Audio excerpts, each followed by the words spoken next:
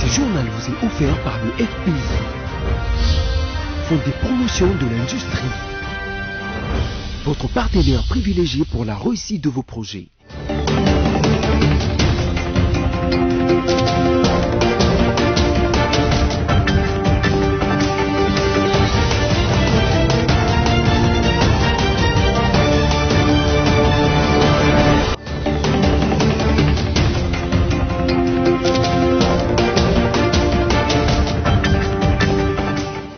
Mesdames, Messieurs, merci de renouveler votre confiance à la rédaction de BSC-TV. Voici les titres de ce journal. Dans son adresse à la Nation ce mardi 21 juillet 2020, le chef de l'État Félix Tshisekedi devrait donner les modalités pratiques pour l'observance des gestes barrières pour limiter la propagation de la Covid-19 en cette fin de l'état d'urgence. L'avenue OUA dans la commune de Kintambo devient de plus en plus délabrée. C'est ainsi que les habitants de ce coin ont lancé un cri de détresse aux autorités compétentes. En santé, 193 patients de Covid-19 ont été déclarés guéris lundi 20 juillet 2020 en République démocratique du Congo. En revanche, Kinshasa compte 73 nouveaux cas, Ituri 12, le Nord Kivu 6. Encore une fois de plus, bienvenue à toutes et à tous. Le chef de l'État, Félix-Antoine Tshisekedi Tshilombo, aura une intervention au cours de laquelle il va fixer l'opinion sur les contours de la levée de l'état d'urgence sanitaire causé par la Covid-19. Dans son adresse, le président de la République devrait répondre comment cela va se passer dans la mesure où le docteur Jean-Jacques Muyembe a proposé la date du 7 septembre pour la levée totale des mesures contre la propagation de la Covid-19. Stella Shemawimbo.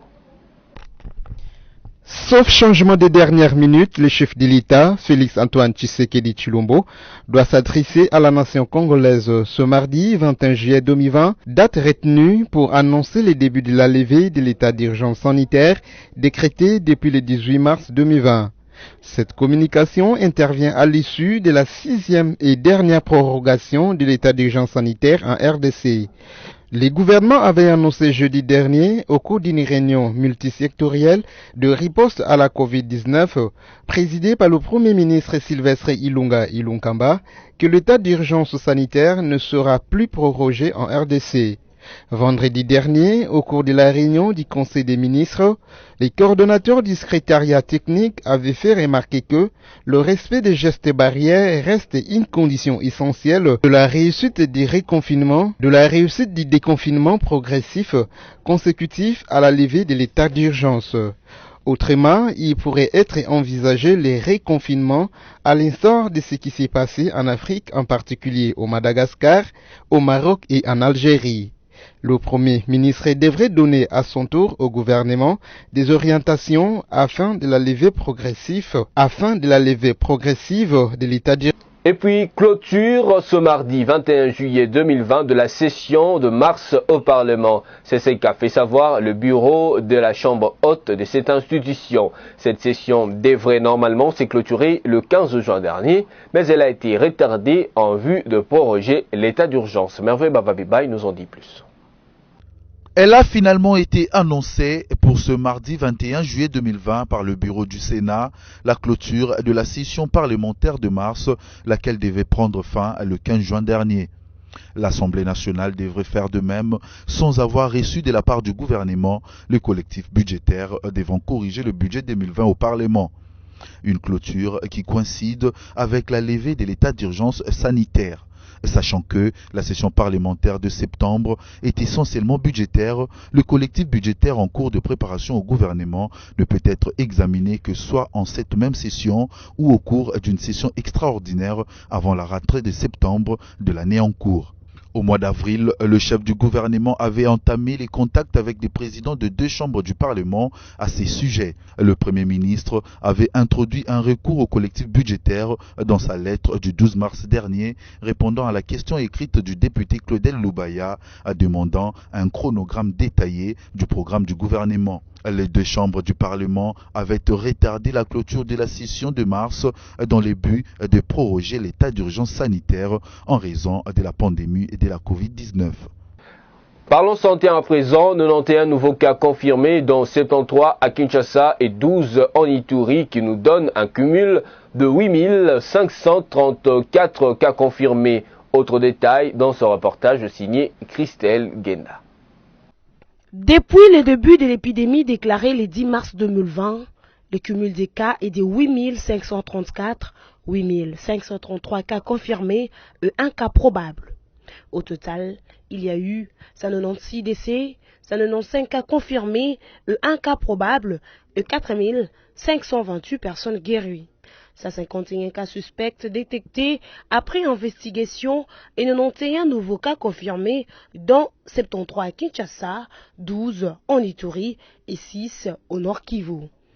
Par ailleurs, 649 échantillons ont été testés, des nouveaux décès parmi les cas confirmés et 193 nouvelles personnes sorties guéries des centres de traitement de la Covid-19. Notons que 14 provinces touchées demeurent depuis l'apparition de cette pandémie en République démocratique du Congo. Il s'agit de Kinshasa, l'épicentre, Congo central, Sud Kivu, Okatanga, Nord Kivu, Lualaba, Ituri, Haut-Uélé, Chopo, Kwilu, Sud Ubangi, Équateur, Olomami et Kwango. Toujours dans le même cadre, dans son point de presse organisé lundi 20 juillet 2020 à Kinshasa, le Fonds national de solidarité contre la Covid-19, FNSCC en sigle, annonce avoir reçu de partenaires sociaux et économiques ainsi que de volontaires une somme de 2 484 400 $ américains. Les détails, c'est dans ce reportage signé Alice Kavango. Le Fonds national de solidarité contre la coronavirus a mobilisé plus de 2 millions de dollars américains en espèces et quelques dons en nature en 2 mois. Le coordonnateur Dominique Mukanya s'est livré à cet exercice de redevabilité de la gestion de ce fonds au cours d'une conférence de presse tenue lundi 20 juillet 2020. Pour une transparence de la gestion de ce bien, le coordonnateur du FNCC a donné le détail sur l'argent gardé en banque et sur les sommes promises mais qui ne sont pas encore réceptionnées. En ce qui concerne le don en nature, le révérend Dominique Mukanya a précisé avoir reçu 1 million de dollars sous forme de chèque d'Equity Bank. Et cet argent sera orienté vers l'achat de matériel pour la protection de personnel soignant, comme l'a clairement demandé le directeur général de cette banque. Quittant Kinshasa, au moins 10 personnes ont péri dans un éboulement de terre causé par une chute d'un mur lundi 20 juillet 2020 à Bukavu. Nous sommes donc dans la province du Sud Kivu. D'après les témoins oculaires, 8 corps sans vie sont déjà retirés des décombres. Entre-temps, les équipes de la protection civile et les secouristes poursuivent des recherches afin de retrouver d'autres victimes. Srin Sulambi Mukenge. Une dizaine de personnes ont été englouties dans un éboulement de terre dans les quartiers d'Endéré à Bukavu, dans la province du Sud Kivu. Ces drames s'est produit dans les après-midi de ce lundi 20 juillet 2020 lors des travaux de creusage effectués dans une parcelle. D'après les témoins oculaires trouvés sur place, 8 corps sans vie, dont 4 hommes et 4 femmes, sont déjà retirés des décombres. Et pour apporter plus d'éclairage à cette tragédie, David Sikuru, président de la société civile, a précisé qu'il y avait au total 15 personnes qui piochaient dans cette partie de terre déjà fragile suite aux érosions. Les équipes de la protection civile et les secouristes ont entamé depuis lundi des fouilles approfondies afin de retrouver d'autres victimes. Signalons par ailleurs que dans la ville de Bukavu, plusieurs cas d'éboulement des terres et d'érosion sont enregistrés ces derniers jours. Dans la plupart des cas, ces accidents sont causés par les constructions anarchiques et au manque des signaux de prévention anti-érosifs. Poursuivant ce journal, 14 femmes, dont 7 mères et filles, sont kidnappées par les miliciens Malaika actifs dans la province du Maniema, précisément dans les territoires de Kabambare depuis le week-end dernier. Images et commentaires. Les miliciens Malaika ressurgissent après plusieurs mois de trêve observés dans les territoires de Kabambare au Maniema. Aussitôt repris leurs assauts, ils ont kidnappé 14 femmes, dont 7 filles et 7 mères dans les villages Machapano au sud de la province du Maniema. Conscient de leur manœuvre, le porte-parole de cette milice est passé sur les ondes d'une radio locale pour confirmer cette nouvelle. Selon le président de la société civile locale, nouvelle qui s'appuie sur les témoignages du chef du village Machapano, Saïdi Lumena. Ces femmes ont été enlevées alors qu'elles se rendaient dans un étang piscicole pour s'approvisionner en poissons. La raison de ces kidnappings n'est pas encore connue. Les autorités congolaises continuent d'attendre les retours de ces femmes au lieu indiqué par les miliciens. À en croire le porte-parole de la milice Malaïka, les femmes kidnappées seront remises à l'endroit même où ils les ont ravies. Vous l'avez suivi au sommaire, délabrement de l'avenue OUA dans la commune de Kintambo à Kinshasa, une situation qui dérange tous les usagers de cette route et les habitants de cette avenue. Suivez l'équipe de BSCTV qui est descendue sur le terrain pour un constat ce mardi 21 juillet 2020. Christelle Genda et Générose Sengo. Suite à la mauvaise canalisation des eaux des pluies et de sel provenant des ménages environnants, l'avenue OUA dans la commune de Kintambo est dans un état délabré, une situation qui rend difficile les passages des véhicules et de piétons. Nous sommes sur l'avenue OUA, non loin du magasin Kintambo. Il y a juste un problème de déboucher les caniveaux et de les agrandir, car ça crée des accidents ici. Les habitants de ce quartier n'ont pas manqué à dire au micro de BSCTV sur le délabrement de cette route qui est à la base des accidents. L'eau n'arrive pas à couler. Pour les dégager, nous sommes obligés de le faire nous-mêmes et ainsi nous demandons au bourgmestre de la commune de Kintambo d'agir. Ils en appellent aux autorités compétentes pour la réhabilitation de cette chaussée. Je suis habitante de ce quartier, dit-elle. Les autorités passent et ne disent absolument rien pour cette route. Nous demandons au gouvernement de prendre conscience de cette histoire, même à toi Sylvain Mutombo. Je suis juste au coin, viens nous aider car on est de ton côté. Un autre habitant a par ailleurs saisi cette occasion pour interpeller les autorités sur les cris et d'alarme de la population sur la situation de délabrement des plusieurs routes de la capitale Kinshasa. VTR. Mesdames, Messieurs, prenez à présent la revue de presse en ligne rendue par Stella Chemawembo.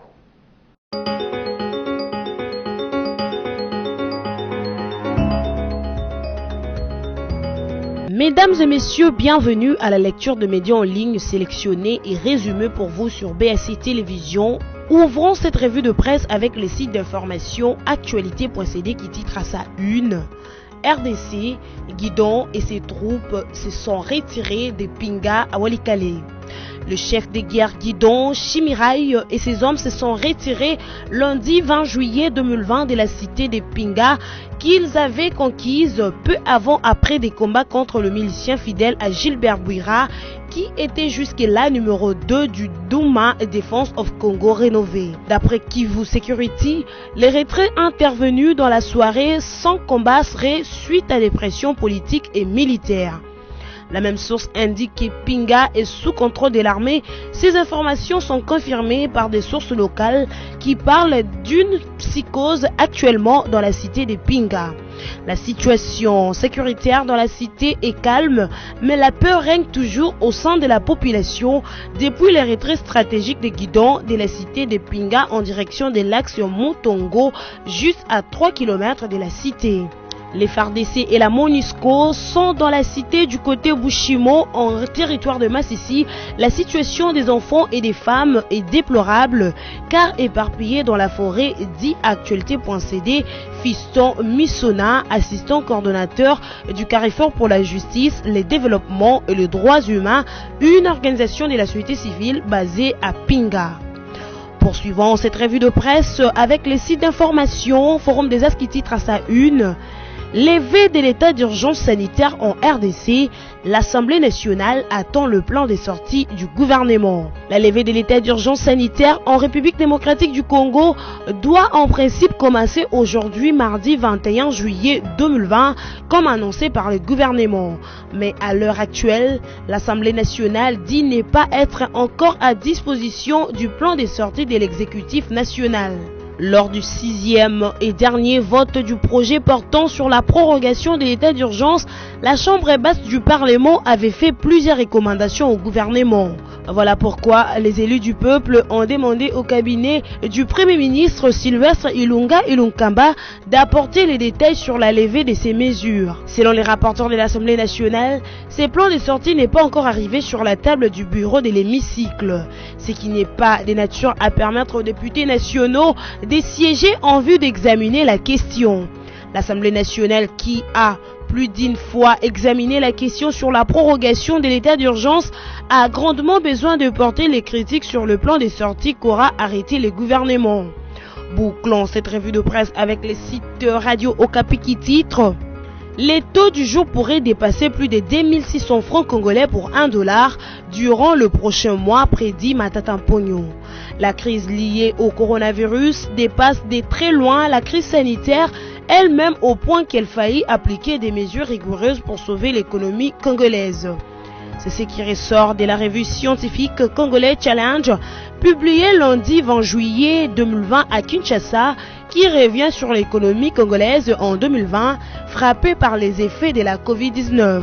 L'éditeur de cette revue, le sénateur Augustin Matata Mpogno, estime que le gouvernement doit sans tarder réduire les traits de vie des institutions, notamment en réduisant la taille de l'équipe gouvernementale et investir dans les secteurs productifs comme l'agriculture industrielle pour sauver l'économie nationale. En en croire les responsables de la rédaction de cette revue scientifique, suite à la Covid-19, la République démocratique du Congo ne pourra mobiliser d'ici la fin de cette année que 3 milliards de dollars sur les 11 milliards projetés dans le budget 2020. Il redoute donc la dévaluation accrue de la monnaie nationale durant le prochain mois où le taux du jour pourra même dépasser plus de 2600 francs congolais pour $1 américain. Il plaide également pour la mise en œuvre urgente des mesures rigoureuses qu'il propose pour sauver l'économie congolaise. Pour Augustin Matata Mpogno, la nécessité de voter un collectif budgétaire et de réduire sensiblement la taille de l'économie gouvernementale s'avère capitale. Cette revue de presse est terminée. Merci à vous de l'avoir suivie.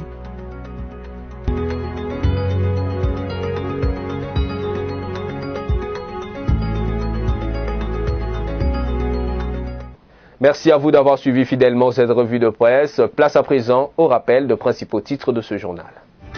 Dans son adresse à la nation ce mardi 21 juillet 2020, le chef de l'État Félix Tshisekedi devrait donner les modalités pratiques pour l'observance des gestes barrières pour limiter la propagation de la Covid-19 en cette fin de l'état d'urgence. L'avenue OUA dans la commune de Kintambo devient de plus en plus délabrée. C'est ainsi que les habitants de ce coin ont lancé un cri de détresse aux autorités compétentes.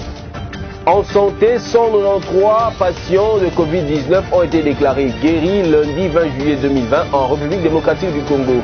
En revanche, Kinshasa compte 73 nouveaux cas, Ituri 12, le Nord Kivu 6. Tout est bien qui finit bien, c'était avec un réel plaisir que je vous ai présenté ce journal. Restez fidèles à BSC TV, je vous retrouve la fois prochaine, toujours avec le même plaisir. Portez-vous bien, au revoir.